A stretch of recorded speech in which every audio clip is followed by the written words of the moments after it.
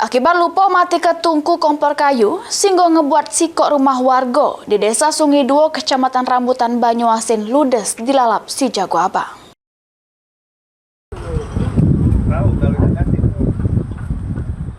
Rumah punya warga di Desa Sungai Duo, Kecamatan Rambutan, Kabupaten Banyuasin ludes temotung akibat lupa memati ke tungku kompor kayu.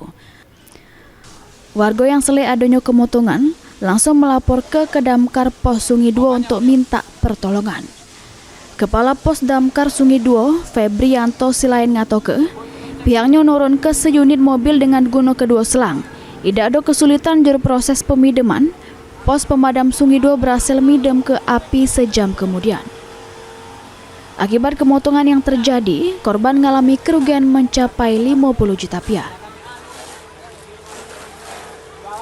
Menanggapi laporan tersebut, personil Sungai Duo meluncur ke lokasi dengan melakukan pemadaman sekira lebih kurang 1 jam 30 menit. Penyebab api yang kami dapatkan di lapangan itu dari tungku kayu yang terbakar dan merambat ke rumah warga. Kerugian yang dialami lebih kurang 50 juta.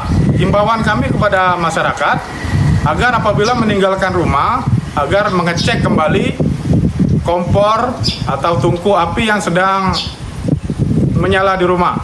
Petugas damkar menghimbau masyarakat untuk tetap berhati-hati serta selalu waspada meninggal ke rumah, harus memastikan keadaan rumah jero kondisi yang aman. Ridho Ilahi, PAL TV.